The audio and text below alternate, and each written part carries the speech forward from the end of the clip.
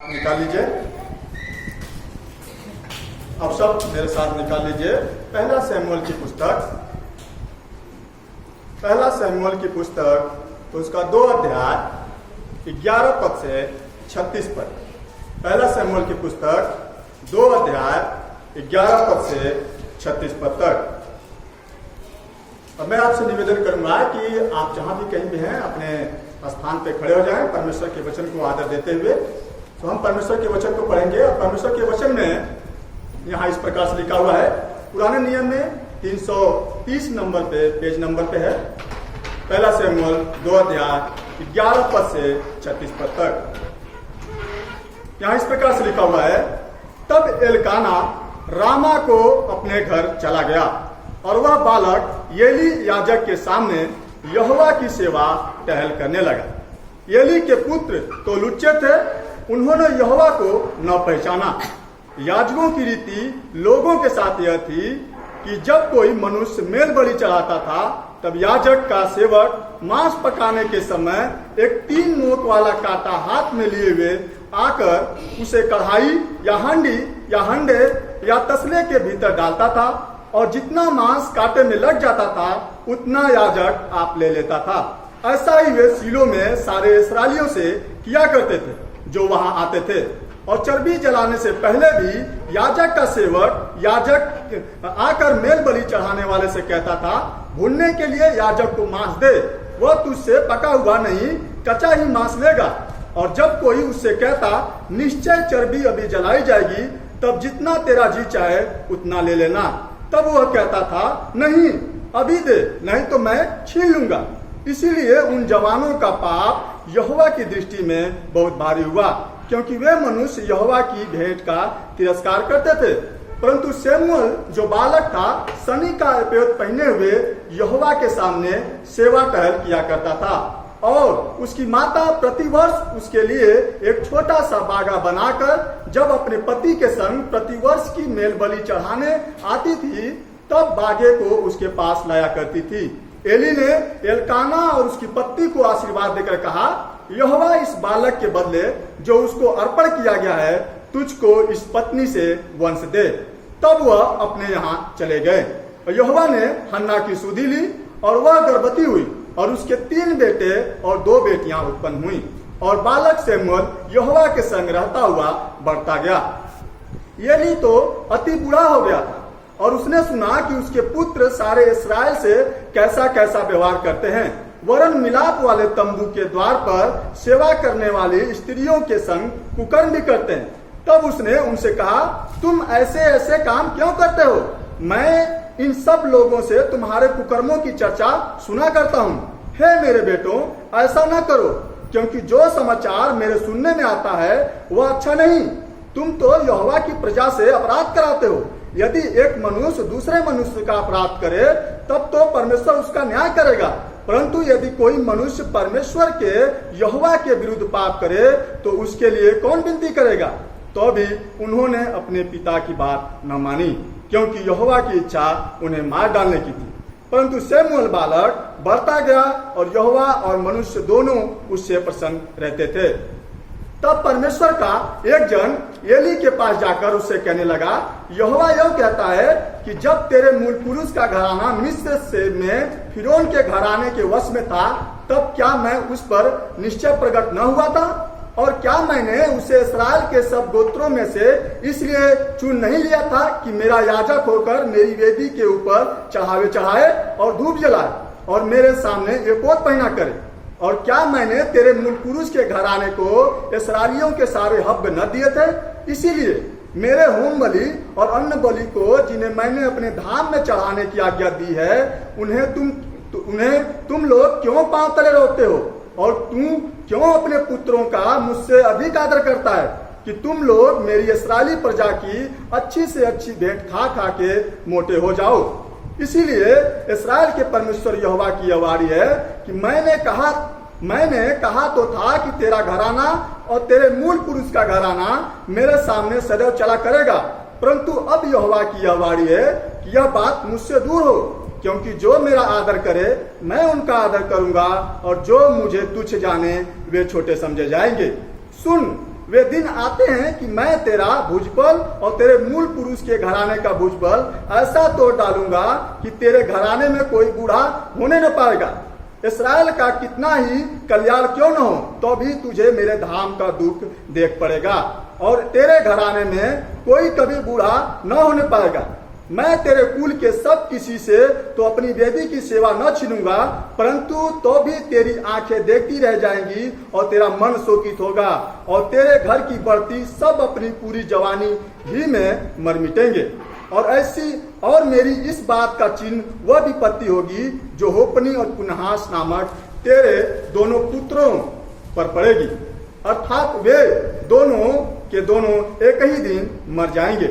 और मैं अपने लिए एक विश्वास योग्य याजक ठहराऊंगा जो मेरे हृदय और मन की इच्छा के अनुसार किया करेगा, और मैं उसका घर बसाऊंगा और स्थिर करूंगा, और वह मेरे अभिषिक्त के आगे आगे सब दिन चला फिरा करेगा। और ऐसा होगा कि जो कोई तेरे घराने में बचा रहेगा वह उसी के पास जाकर एक छोटे से टुकड़े चांदी या एक रोटी के लिए दंडवत करके कहेगा, याजक के किसी काम में मुझे लगा जिससे मुझे एक टुकड़ा रोटी मिले। परमेश्वर का यह वचन है। आप सब अपने स्थान पर बैठ जाइए। परमेश्वर अपने वचन को पढ़े और सुने जाने पे आशीष दे। आइए हम प्रार्थना करेंगे। परमेश्वर पिता, हम धन्यवाद करते हैं, आपके सम्मुख आते हैं। महान परमेश्वर, सर्वशक्तिमान परमेश्वर, अनुग्रहकारी दयालु प्रभु जी, हम आपके नाम को धन्यवाद करते हैं कि प्रभु जी आप महान हैं और प्रभु जी आपने हम सब पे दया की प्रभु जी, और हम सबों को परमेश्वर पिता अपने अनुग्रह अपनी दया में रखा है प्रभु जी। हम आपके नाम को धन्यवाद करते हैं प्रभु जी। आज हम सब आपके भवन में इकट्ठे हुए हैं आपकी आराधना के लिए, आपके वचन के सुनने के लिए प्रभु जी, आपके वचन से सीखने के लिए परमेश्वर, आपके साथ संगति करने के लिए प्रभु जी। होने दे इस समय में जब हम आपके वचन को सुनते हैं प्रभु जी, हमारा हृदय हमारा मन आपके वचन के ऊपर केंद्रित हो सके परमेश्वर। हम आपके वचन की आवाज को सुन सके और आपके वचन की शिक्षा को अपने जीवन में ग्रहण कर सके, और प्रभु जी आपके वचन के अनुसार अपने जीवन में बदलाव लेके आने वाले हो सके। परमेश्वर आप हमें से प्रत्येक की सहायता करें, मदद करें। विनती करते प्रभु जी, आपकी आत्मा की भरपूरी मांगते हैं। होने दे प्रभु जी कि हम सब आपकी आत्मा की भरपूरी में आपके वचन को बोल सके, आपके वचन को सुन सके और आपके वचन को देख सके। परमेश्वर प्रभु जी आप हमें से प्रत्येक की सहायता करें, मदद करें। सारी बातों के लिए धन्यवाद करते हैं। धन्यवाद के साथ प्रार्थना को प्रभु यीशु मसीह के नाम से करते हैं, आमीन।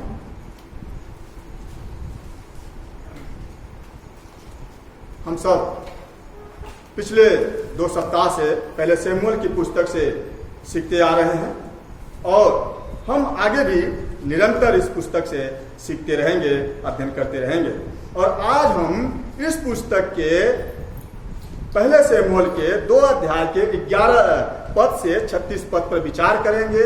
यहाँ पे हम सीखेंगे और इस बात और इस खंड में, इस स्थान पे जहाँ पे आपके वचन को पढ़ा गया है, आज जो आपका वचन आपके सामने खोला गया है, इस खंड में कुछ महत्वपूर्ण बातों को यहाँ पे हम देखेंगे, सीखेंगे और उन बातों पर अमल करेंगे, उन बातों पे विचार करेंगे जिनको हमें अपने जीवन में सीखने की आवश्यकता है, जिनको हमें अपने जीवन में जानने की आवश्यकता है और हर एक प्रत्येक व्यक्ति को सीखने की आवश्यकता है जो परमेश्वर में विश्वास और भरोसा करते हैं, जो परमेश्वर में विश्वास और भरोसा करते हैं, जो परमेश्वर के अगुवाई में चलने की इच्छा रखते हैं। तो यहाँ पे हम उन सारी बातों को सीखने का प्रयास करेंगे।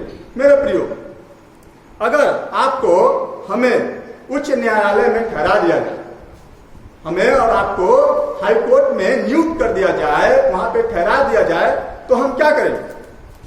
हम क्या करेंगे? क्या हम न्यायालय के विरुद्ध कार्य करेंगे? क्या हम उच्च न्यायालय के नियमों के खिलाफ कार्य करेंगे? या क्या हम उस उच्च न्यायालय में आने वाले लोगों के साथ दुर्व्यवहार करेंगे? पर अगर हमें उस न्यायालय में ठहरा दिया जाए, नियुक्त कर दिया जाए, तो हम क्या करेंगे? हम कैसा व्यवहार करेंगे उच्च न्यायालय के साथ, उस वहां के न्यायाधीश के साथ और उस उच्च न्यायालय में आने वाले लोगों के साथ? क्या हम इस प्रकार से व्यवहार करेंगे? नहीं, हम इस प्रकार से व्यवहार नहीं करेंगे। हम ऐसा बिल्कुल भी नहीं करेंगे, हम ऐसा बिल्कुल भी नहीं कर सकते हैं, क्योंकि हम ऐसा कोई भी कार्य नहीं कर सकते हैं कोई भी कार्य नहीं करेंगे जो वहां के नियम के विरुद्ध हो, जो वहां के न्यायालय के विरुद्ध हो, जो उच्च न्यायालय के विरुद्ध हो, जो वहां के न्यायाधीश को क्या कर सके, दुख पहुंचा सके, जो उसके खिलाफ हम ऐसा कोई भी कार्य नहीं करेंगे, ऐसा कोई भी अनुचित व्यवहार नहीं करेंगे जिससे उच्च न्यायालय का और न्यायालय के न्यायाधीश को क्या हो, दुख हो, उसको दुख, वो दुखी हो। ऐसा कोई भी कार्य नहीं करेंगे जिससे हमारे न्यायाधीश को, जिसने हमें नियुक्त किया है, जिसने हमें ठहराया है, उसको क्या हो, दुख पहुंचे, उसके नाम को सम्मान न मिले, उसके नाम को आदर न मिले। ऐसा कोई भी कार्य हम नहीं करेंगे। मेरे प्रियो, हम सब पूरा कोशिश करेंगे, हम सब पूरा प्रयास करेंगे कि मुझे जिसने नियुक्त किया है, मुझे जिसने ठहराया है, जिसने मुझे नियुक्त किया है और मुझे एक भव्य स्थान में रखा हुआ है, उसके नाम को सम्मान दूं, उसके नाम को आदर दूं, जिसने मुझे ठहराया है, मुझे नियुक्त किया है, मुझे एक ऐसे अद्भुत स्थान में रखा हुआ है कि मैं उसके नाम को सम्मान और आदर दूं और ऐसा कोई भी कार्य न करूं जिससे उसके नाम को क्या है, आदर न मिले। उसके नाम को जिसने जिस स्थान में उसने हमें रखा है, उस स्थान के गरिमा को बनाए रखूं। ऐसा कोई भी काम हम नहीं करेंगे जिससे उस स्थान के गरिमा में क्या है, धब्बा लगे, दाग लगे। मेरे प्रियो, लेकिन आप देखिए यहाँ पे जो खंड आपके सामने पढ़ा गया है, लेकिन यहाँ पे देखिए मेरे प्रियो, इस खंड में ठीक इसके विपरीत चीजें हमें दिखाई देती हैं, ठीक इसके उल्टा हमें यहाँ पे दिखाई देता है। और आप यहाँ पे देखिए कुछ ऐसे पात्र हैं यहाँ पे जिन्होंने परमेश्वर के नाम को, परमेश्वर के स्थान को अपने जीवन में वह स्थान दिए हुए हैं जिसके कारण से उनके जीवन के प्रत्येक क्षेत्र में बदलाव दिखाई देता है, उनके जीवन के प्रत्येक क्षेत्र में परिवर्तन दिखाई देता है।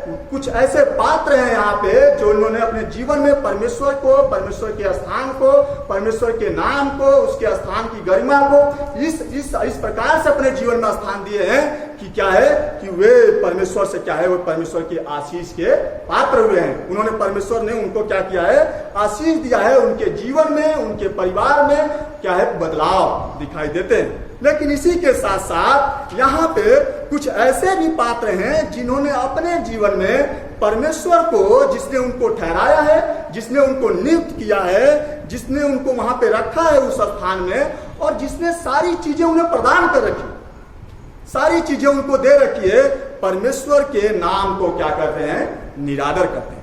परमेश्वर के स्थान की गरिमा को क्या करते हैं, उसके ऊपर दाग लगाते हैं, उसके नाम की निरादर करते हैं, परमेश्वर के लोगों के साथ दुर्व्यवहार करते हैं, परमेश्वर के लोगों के साथ दुर्व्यवहार करते हैं और परमेश्वर को आदर नहीं देते। जिसके लायक परमेश्वर है, जिसके योग्य परमेश्वर है, उसके योग्य परमेश्वर से व्यवहार नहीं करते हैं। उसके जिसके लायक परमेश्वर है, उसके अनुसार, उसके योग्य वो क्या करते हैं, परमेश्वर को वो चीजें प्रदान नहीं करते हैं। इसीलिए आज के खंड में, आज के परिच्छेद में हम मुख्यतः इस बात को सीखते हैं, यहाँ पे देखते हैं कि परमेश्वर आदर के योग्य परमेश्वर है, परमेश्वर आदर के योग्य परमेश्वर है। मेरे प्रियो, आप देखिए यह खंड कैसे हमें पीछे के भाग से जुड़ा हुआ है, यह खंड कैसे पीछे के खंड से जुड़ा हुआ है। आप देखिए यहाँ पे 11 पद में लिखा हुआ है कि तब एल्काना रामा को अपने घर चला गया। मेरे प्रियो, हम सब ने एक अध्याय में देखा था, एक अध्याय में सुना था शमूएल के जन्म के बारे में, शमूएल के बचपन के बारे में, और हमने फिर 2 अध्याय के 1 से 10 पद में हमने हन्ना की प्रार्थना को देखा था। वहां पे हन्ना की प्रार्थना को देखा था। और आप देखिए 11 पद में एल्काना जो हन्ना का पति था, जो परमेश्वर को मेल बलि चढ़ाने के लिए सीलो में अपने पूरे घराने समेत आया हुआ था, वह प्रतिवर्ष की रीति के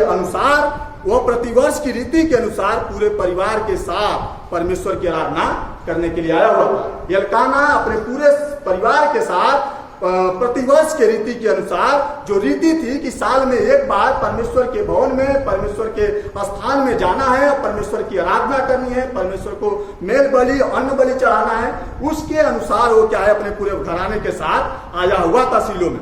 और जिसके और फिर देखिए कि जिसके बालक, जो बालक था हन्ना, सैमुअल, हन्ना ने परमेश्वर को क्या कर दिया था, उस बालक को समर्पित कर दिया था, सैमुअल को अर्पण कर दिया हुआ था। और तब देखिए 11 पद के बी भाग के अनुसार एली याजक के सामने यहोवा परमेश्वर की सेवा करने लगा। सैमुअल, जिसको हन्ना ने, जिसको प्रार्थना के द्वारा सैमुअल ने, परमेश्वर ने हन्ना को उत्तर दिया था, उस बालक को हन्ना ने समर्पण कर दिया था परमेश्वर को, और वह एली के सामने परमेश्वर की सेवा करने लगा। इसीलिए आप देखिए कि यहाँ पे अब यहाँ पे कुछ परिस्थिति बदल जा रही है, परिस्थिति अलग हो जा रही है।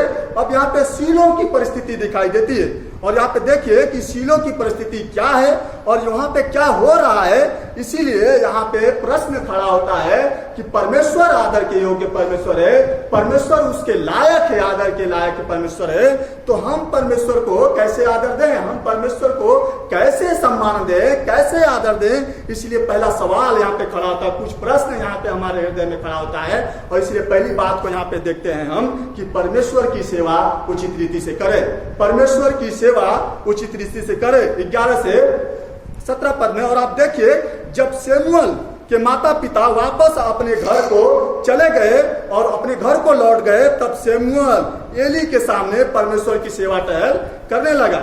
वह सेवकाई के प्रशिक्षण के प्रत्येक भाग को क्या करने लगा, सीखने लगा। और परमेश्वर ने उसे क्या है, परमेश्वर ने वो उन्नत होने लगा, परमेश्वर उसको बढ़ाने लगा, वो उन्नत होने लगा, परमेश्वर में वो बढ़ने लगा।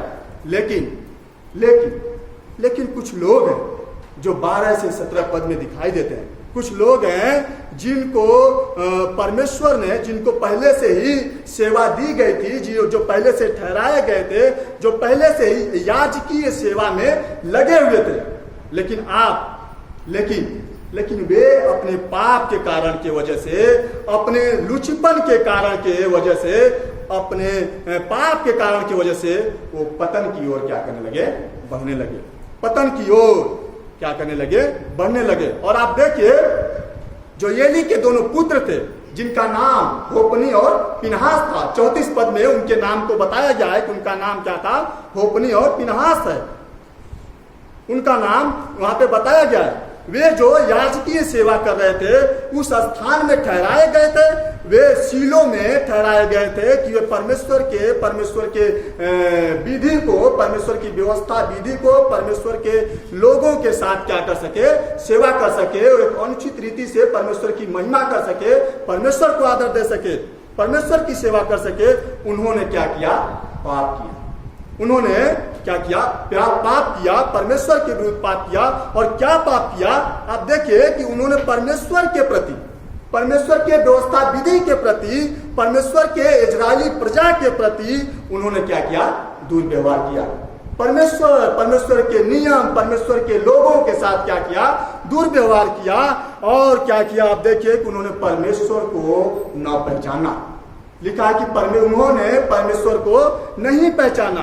और इसी के साथ साथ उन्होंने लोगों के प्रति जो याजकीय रीति क्या थी, उसको भी वे नहीं जानते थे, उसको भी वे नहीं जानते थे। वे उनके साथ अनुचित रीति से पेश आते थे, वे उनके साथ बलपूर्वक रीति से पेश आते थे, उनके साथ जबरदस्ती करते थे। और वे लोगों के भेंट सामग्री को, जो लोग परमेश्वर के भवन में लेके आते थे, परमेश्वर के सम्मुख लेके आते थे, उसको क्या करते थे, छीन लेते थे, उसको उनसे हड़प लेते थे। और परमेश्वर के भेंट का क्या करते थे, तिरस्कार करते थे, परमेश्वर का अनादर करते थे, परमेश्वर के भेंट का तिरस्कार करते थे। इसीलिए उनका पाप परमेश्वर की नजर में, परमेश्वर के दृष्टि में क्या हुआ, बहुत भारी हुआ, परमेश्वर की दृष्टि में बहुत भारी हुआ। क्योंकि वे परमेश्वर की सेवा सही तरीके से नहीं करते थे, वे परमेश्वर की सेवा सही ढंग से नहीं करते थे। इसीलिए परमेश्वर की सेवा उचित तरीके से करे, अनुचित तरीके से ना करे, कि परमेश्वर की सेवा अनुचित तरीके से ना करे। मेरे प्रियो, बहुत लोग कहते हैं, आपने बहुत लोगों को सुना होगा, बहुत लोग हमसे कहते हैं कि मैं परमेश्वर की सेवा करूंगा, मैं परमेश्वर की भक्ति करूंगा, परमेश्वर की सेवा करूंगा।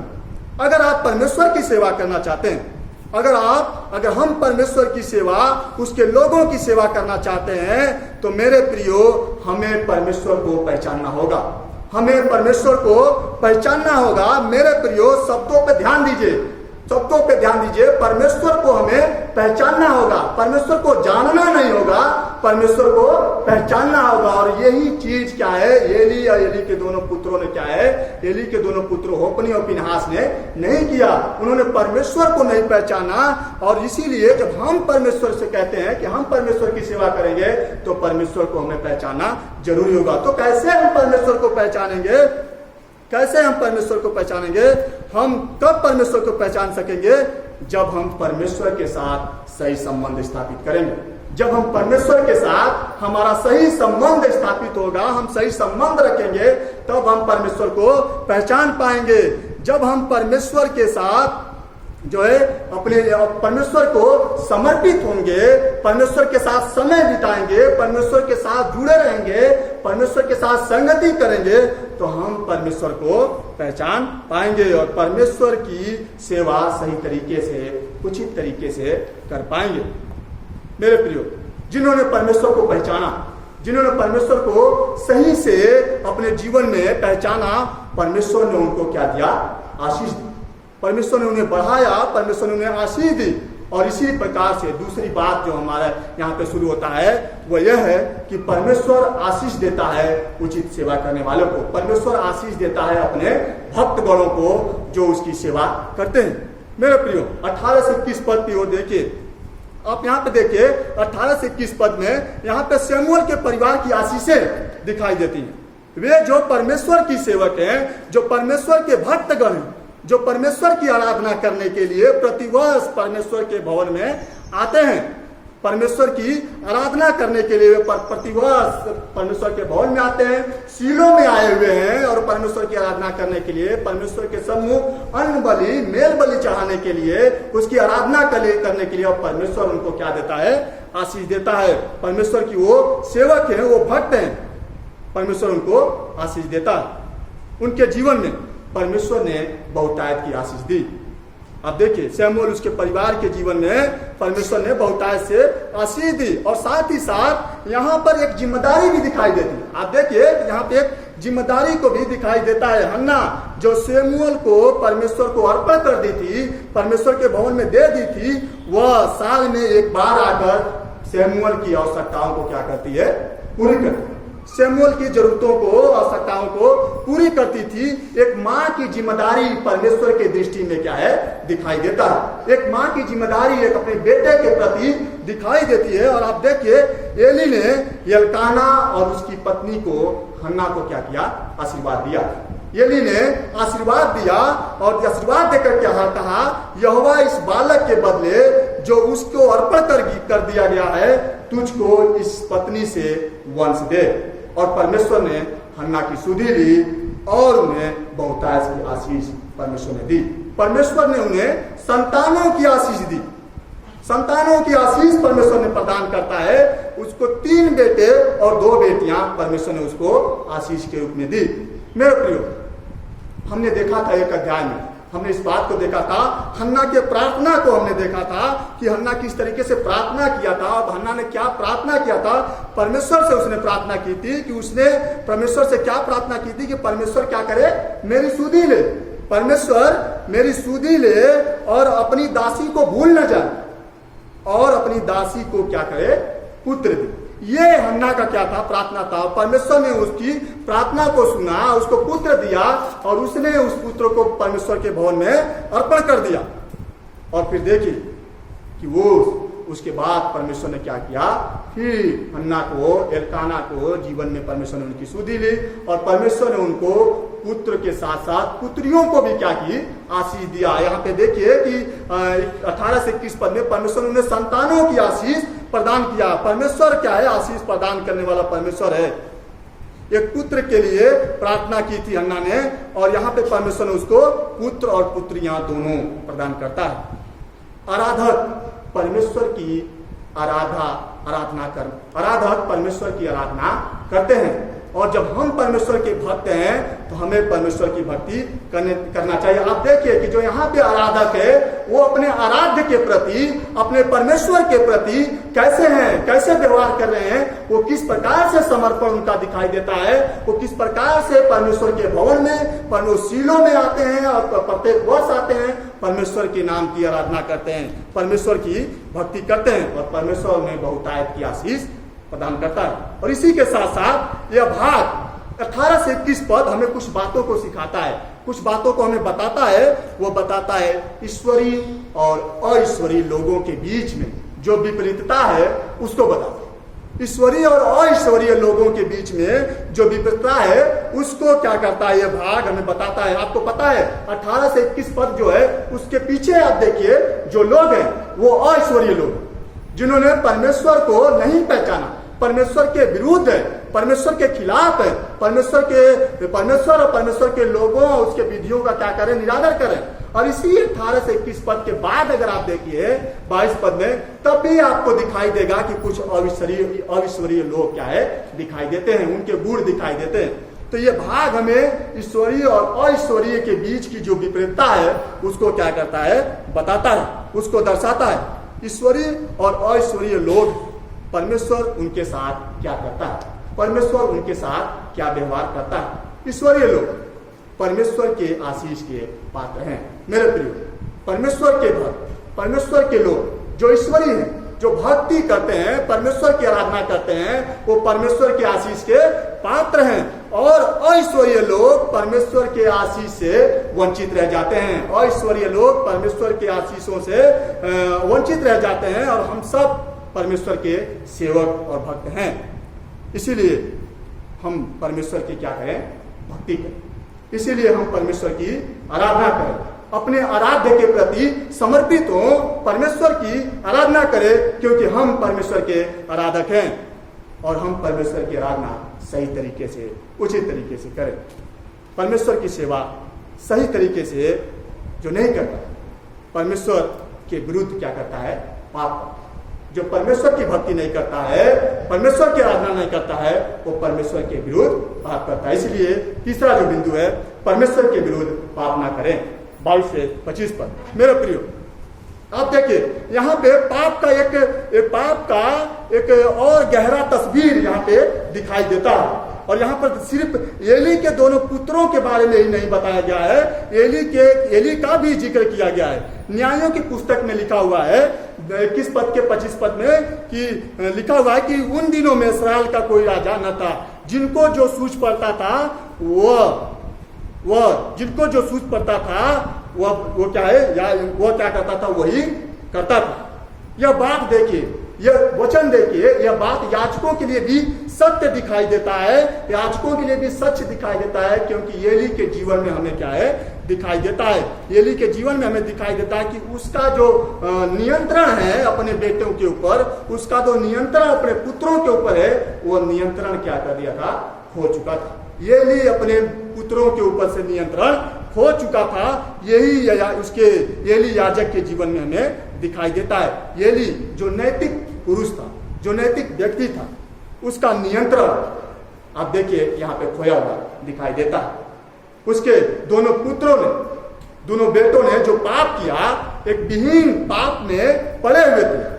इस्राएली जब परमेश्वर को चढ़ावा लेके आते थे, वे उस भेंट को लोगों से क्या करते थे, ले लेते थे, लोगों से हड़प लेते थे और सेवा करने वाली स्त्रियों के साथ क्या करते थे, कुकर्म करते थे, उनके साथ पाप करते थे। और सेवा करने वाली स्त्रियों के साथ पाप करते थे, कुकर्म करते थे। इसीलिए उनका पाप परमेश्वर की दृष्टि में, परमेश्वर के नजर में बहुत भारी हो गया और परमेश्वर की इच्छा उनके खिलाफ हो गई। परमेश्वर उनको इच्छा बना लिया।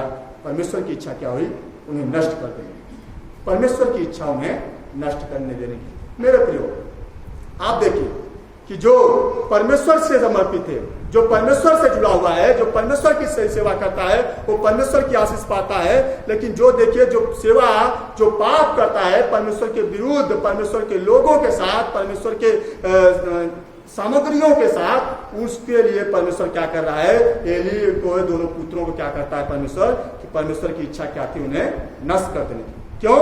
क्योंकि परमेश्वर के विरुद्ध वे पाप करते थे, वे परमेश्वर के विरुद्ध अपराध करते थे। और जब एली ने सुना, जब एली को पता चला कि सुना कि अपने बेटों के बारे में कि वो कुकर्म करते हैं, तो एली ने अपने बेटों को जो बोला, जिस तरीके से उसने अपने बेटों को बोला, बातचीत किया, उसके बातचीत करने के तरीके में, उसके बातचीत करने के सलीके में दिखाई देता है कि एली क्या कर रहा है, एली का जो नियंत्रण है वो अपने बेटों के ऊपर से क्या कर दिया है, खो दिया। और देखिए वो क्या कहता है, उसके शब्दों को देखिए, परमेश्वर के प्रति, परमेश्वर के वचन के प्रति और परमेश्वर के आज्ञाओं के प्रति गंभीरता नहीं दिखाई दी।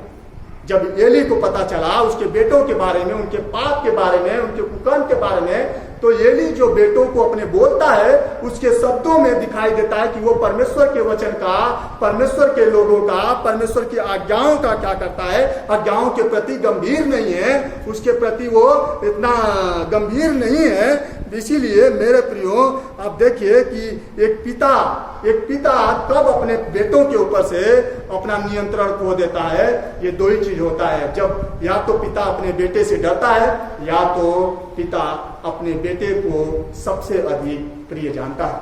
या तो पिता अपने बेटे से डरता है, या तो अपने बेटों को सबसे अधिक प्रिय जानता है। और आप देखिए कि यहाँ पे एली ने अपने बेटे को जो कर्म करते थे, जो पाप करते थे, उसके वजह से वो क्या बोलता है, कहता है, उसकी वजह से वो क्या बोलता है, उसके शब्दों में क्या है, दिखाई देता है कि वो परमेश्वर के वचन के प्रति, परमेश्वर के प्रति गंभीर नहीं।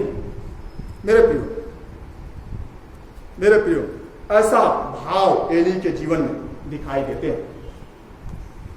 लेकिन आप देखिए उसके दोनों बेटों ने एली की बात नहीं मानी, उन्होंने अपने पिता की बातों को नहीं माना, क्योंकि परमेश्वर की इच्छा उन्हें मार डालने की थी, क्योंकि उन्होंने परमेश्वर के आज्ञाओं का उल्लंघन किया, उन्होंने परमेश्वर के विरुद्ध पाप किया, परमेश्वर के लोगों के प्रति अनुचित रीति से व्यवहार किया और परमेश्वर के विरुद्ध पाप किया। इसलिए वो परमेश्वर की इच्छा उन्हें क्या है, मार डालने की थी। मेरे प्रियो, हम परमेश्वर के न्याय का, परमेश्वर के दंड का भागी कब बनते हैं? जब हम परमेश्वर के विरुद्ध होते हैं, जब हम परमेश्वर के विरुद्ध पाप करते हैं, तो हम परमेश्वर के दंड के, परमेश्वर के न्याय के भागी होते हैं। इसीलिए परमेश्वर के विरुद्ध पाप ना करें। परमेश्वर के विरुद्ध कहने का मतलब है कि परमेश्वर के खिलाफ हम न जाएं।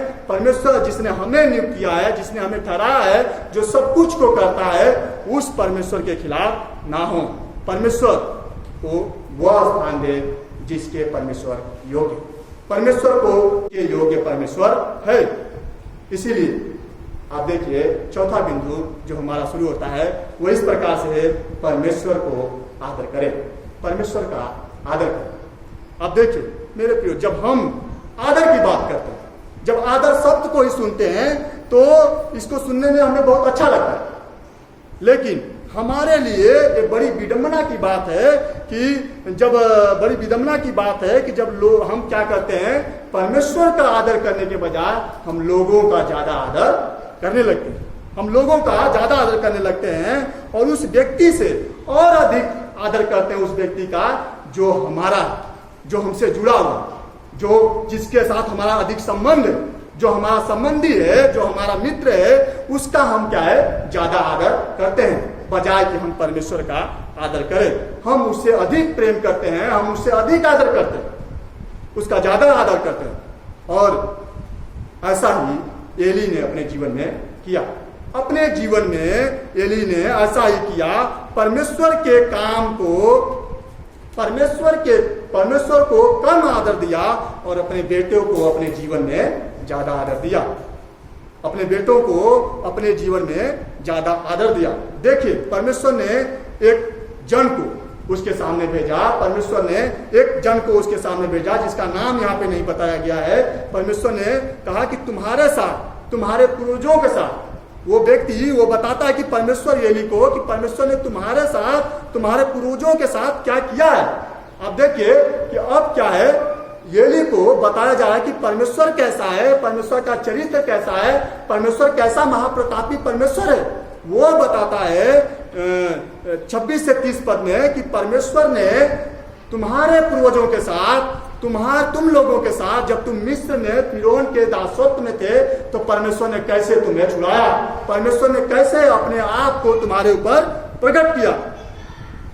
वो जन उसको बताता है, परमेश्वर के बारे में बताता है। वो बताता है परमेश्वर महाप्रतापी परमेश्वर है, परमेश्वर जो है महान परमेश्वर है, तुमको परमेश्वर ने छुड़ाया है, तुम्हारे घराने को परमेश्वर ने छुड़ाया है, अपने आप को परमेश्वर ने क्या किया है, प्रकट किया है, तुमको चुन लिया, परमेश्वर ने तुम्हें चुना है, तुम्हें ठहराया है कि तुम उसकी सेवा, उसकी वेदी के सम्मुख करो, उसकी वेदी के सम्मुख उसकी सेवा करो। लेकिन तुमने परमेश्वर के मेल बलि को, परमेश्वर के अन्न बलि को क्या किया है, क्यों रखते हो। देखिए कि 5 सवाल के जरिए क्या कर रहा है, वो परमेश्वर का जन एली को बता रहा है कि तुम ऐसा क्यों करते हो, क्या परमेश्वर ने तुमको नहीं छुड़ाया, क्या परमेश्वर ने तुम अपने आप को नहीं प्रकट किया, तुम क्यों उसके अन्न बलि, उसके भेंट की वस्तुओं को रौदते हो, और तू क्यों अपने पुत्रों को मुझसे बढ़कर आदर करता है, तू क्यों अपने पुत्रों को मुझसे बढ़ के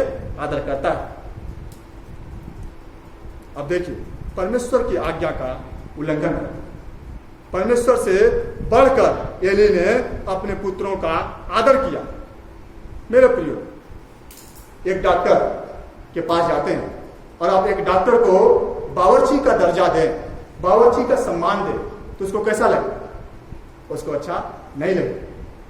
क्यों? क्योंकि जो आदर, जो सम्मान की योग्य हो उसको वो चाहिए। अब देखिए कि परमेश्वर क्या है, वो परमेश्वर है, परमेश्वर का जन बताता है कि वो परमेश्वर है जो सब कुछ को करता है, जो सब कुछ के ऊपर नियंत्रित करता है। परमेश्वर के महानता को बखान किया गया है, परमेश्वर के महाप्रतापी परमेश्वर उसको बखान किया गया है। परमेश्वर कैसा है, परमेश्वर किसके लायक है, उसके बारे में बताया गया है, और यही सवाल के द्वारा क्या है एली को बताया गया है। इसीलिए उसको देखिए कि अच्छा नहीं लगेगा जब आप उसको, जिसको योग्य है उसको आप आदर नहीं देते हैं। और यहाँ पे देखिए परमेश्वर जो सब कुछ को करने वाला परमेश्वर है, उसको एली ने आदर नहीं दिया, उसको एली ने आदर नहीं किया। उसने अपने बेटों को परमेश्वर से बढ़ के आदर किया। इसीलिए परमेश्वर को आदर देने की आवश्यकता है, क्योंकि परमेश्वर सब कुछ के ऊपर नियंत्रित करने वाला, सब कुछ को करने वाला। आज हम परमेश्वर के भवन में हैं, आज हम परमेश्वर के सम्मुख हैं, तो परमेश्वर का अनुग्रह, परमेश्वर की दया है। परमेश्वर ने हमारे ऊपर दया की है, हम पे अनुग्रह किया है कि आज हम परमेश्वर में क्या है, बचाए गए हैं, परमेश्वर में छुड़ाए गए हैं। तो हमें अपने जीवन में परमेश्वर को वो स्थान देना है जिसके लायक परमेश्वर है। परमेश्वर को हमें अपने जीवन में आदर देना। और जब हम ऐसा नहीं करते हैं, जब परमेश्वर से को हम ऐसा नहीं करते हैं, तो हम क्या है, उसके दंड, उसके न्याय के सामना करते हैं। और इसीलिए 5वां बिंदु जो हमारा इस प्रकार से, परमेश्वर दंड की प्रतिज्ञा करता है, परमेश्वर दंड की प्रतिज्ञा करता है। और आप देखिए परमेश्वर की दंड की प्रतिज्ञा भयानक रूप से एली के जीवन में और उसके पीढ़ियों में आता है। 31 से 34 पद में परमेश्वर की दंड की प्रतिज्ञा एली और उसके पीढ़ियों के जीवन में आता है, और कहता है, परमेश्वर कहता है कि मैंने कहा तो था कि तेरा घराना और तेरे मूल पुरुष का घराना मेरे सामने सदा बना रहेगा, सदा चला करेगा, परंतु अब यह बात मुझसे दूर हो, अब यह बात मुझसे दूर हो। परमेश्वर एली से कहता है कि सुन एली, सुन, मेरे दंड की प्रतिज्ञा तेरे और तेरे घराने के लोगों के ऊपर भयानक रूप से आएगी। परमेश्वर दंड की क्या कर रहा है, उसके जीवन में प्रतिज्ञा करता है, मैं उनके सामर्थ्य को, उनके भुजबल को तोड़ डालूंगा, मैं तुझसे अपनी सेवा छीन लूंगा। यहाँ पे देखिए याजकीय सेवा का इनकार दिखाई देता है। याजकीय सेवा जो परमेश्वर ने दी रखी थी, जो परमेश्वर ने ठहरा रखी थी एली और एली के याजकीय परिवार में, वो सेवा को परमेश्वर क्या कर रहा है, छीन रहा है, परमेश्वर ले रहा है। क्यों? क्योंकि परमेश्वर देने वाला परमेश्वर है और परमेश्वर ले लेने वाला भी परमेश्वर है। और आप देखिए वो कहता है कि तुझे मेरे धाम का दुख देख पड़ेगा, तेरे कुल अपने जवानी में ही क्या है मर जाएंगे। उसके दंड की प्रतिज्ञा का तस्वीर देखिए, एक भयानक रूप से क्या है दिखाई देता है। कोई बूढ़ा न होने पाएगा। परमेश्वर कहता है कि तेरे परिवार में, तेरे पीढ़ी में कोई बूढ़ा न होने पाएगा, तेरी आंखें देखती रह जाएंगी, तेरा मन शोकित होगा और तेरे घर के सब अपनी जवानी में ही क्या है मर जाएंगे। तेरे घर के सब अपनी जवानी में ही मर मिटेंगे और इसका चिन्ह होगा तेरे दोनों पुत्र होपनी और फिनहास की मृत्यु। इसका चिन्ह होगा तेरे दोनों पुत्रों को ही एक ही दिन में मृत्यु। मेरे प्रियो, अब देखिए परमेश्वर की जो आज्ञा, जो दंड की आज्ञा एली और एली के वंश पीढ़ियों में क्या है आता है। परमेश्वर प्रतिज्ञा करता है कि ऐसा तेरे जीवन में होगा, ऐसा क्या है मैं करूंगा। और आप देखिए कि परमेश्वर एली और उसके घराने में दंड की प्रतिज्ञा करता है। और इसी के साथ साथ परमेश्वर हमसे भी क्या करता है प्रतिज्ञा करता है। परमेश्वर आपसे भी प्रतिज्ञा करता है। और क्या प्रतिज्ञा करता है आप देखिए, जो है 35 से 36 पद में परमेश्वर, जो हमारा छठवां बिंदु है, परमेश्वर विश्वास योग्य सेवक ठहराएगा। परमेश्वर विश्वास योग्य सेवक ठहराएगा। और आप देखिए परमेश्वर पूरी तरह से याजकी सेवा का, याजकी कार्यालय को समाप्त नहीं करेगा। परमेश्वर ने कहा था एली से कि मैंने ऐसा किया था, मैंने ऐसा ठहराया था कि तेरे लोग याजकी सेवा करेंगे, लेकिन मैं तुझसे क्या करूंगा, उस सेवा को छीन लूंगा। मैं उस सेवा का तुझसे इनकार कर रहा हूं, लेकिन जो याजकाई सेवकाई है वह क्या है मेरी चलती रहेगी, सेवकाई मेरी रुकेगी नहीं। और इसीलिए वो कहता है कि परमेश्वर एक विश्वास योग्य सेवक को ठहराएगा। परमेश्वर की याजकीय सेवकाई समाप्त नहीं होगी। परमेश्वर अपने विश्वास योग्य जन को ठहराएगा और वो उसकी सेवकाई को क्या करेगा। जो उसके अधिकारी, जो उसके उत्तराधिकारी के रूप में होगा, जो उसके उत्तराधिकारी के रूप में कार्य करेगा, वह उसे दृढ़ता से क्या करेगा स्थापित करेगा। जो उसके अभिषिक्त के आगे, अभिषिक्त के सामने उसकी सेवा करेगा, जो उसके हृदय, उसके मन के अनुरूप हो, जो परमेश्वर के हृदय और उसके मन के अनुरूप होगा। एक समय में परमेश्वर न याजकाई सेवा एक समय में था, जब हम बाइबल पढ़ते हैं तो एक समय हमें दिखाई देता है कि परमेश्वर ने याजकीय सेवा को अबियातार से क्या कर लिया था, छीन लिया था, ले लिया था, जो हारून के बेटे इतमार के वंश का था। और सदोम को दे दी गई थी, जो हारून के वंश एलियाजार की पीढ़ी का था। परमेश्वर ने क्या है, परमेश्वर अपने चरित्र को बताता है। परमेश्वर बताता है कि परमेश्वर कैसा है।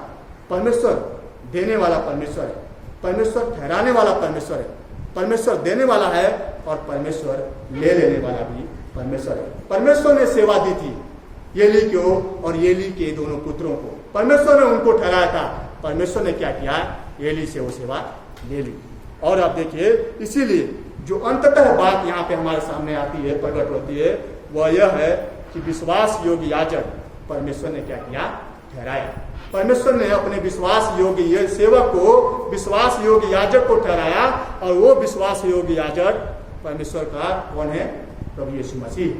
कौन है, प्रभु यीशु मसीह, जो पूर्ण विश्वास योग्य और परमेश्वर का श्रेष्ठ याजक था, जो पूर्व आज्ञाकारिता में, परमेश्वर की विश्वास योग्यता में परमेश्वर की सेवा की और यहाँ तक अपने पूर्ण विश्वास योग्यता में कार्य किया, परमेश्वर की आज्ञाकारिता में कार्य किया कि उसने अपने आप को क्या कर दिया, दे दिया।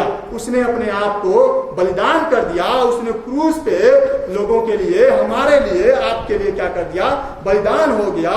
वह एक सिद्ध और एक सर्वोच्च उदाहरण हमारे सामने प्रस्तुत किया कि हम परमेश्वर को क्या दें, हम परमेश्वर को, जो परमेश्वर जिसके लायक है, उसको क्या करें, दे। उसने वो सिद्ध उदाहरण हमारे जीवन में दिखाया है कि हम उसको क्या करें, परमेश्वर के प्रति विश्वास योग्य और परमेश्वर को पूर्ण आदर देने वाले हो सके।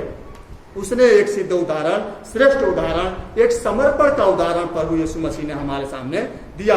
क्योंकि वो परमेश्वर का विश्वास योग्य सेवक और याजक था।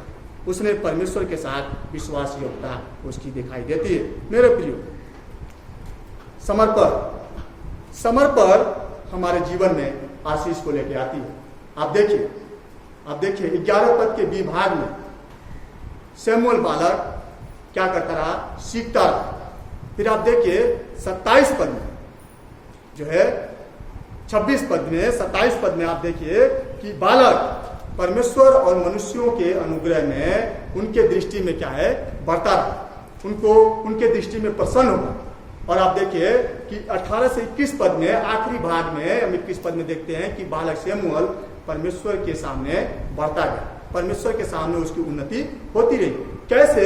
क्योंकि हम देखते हैं कि जो समर्पण है वो परमेश्वर में हमें आशीष को लेकर आती है। और इस पुस्तक में जो परमेश्वर के मन के योग्य, जो परमेश्वर के इच्छा की ओर जो व्यक्ति हुआ, वो यही शमूएल हुआ, जिसको परमेश्वर ने भविष्य में क्या किया, ठहराया, जो परमेश्वर के इच्छा के अनुसार सेवा किया और परमेश्वर के इच्छा अनुसार ठहराया गया। और इसके साथ साथ जो आगे जब हम जाते हैं तो दाऊद राजा, जिसके विषय में परमेश्वर ने कहा था कि वो मेरे मन और इच्छा का है।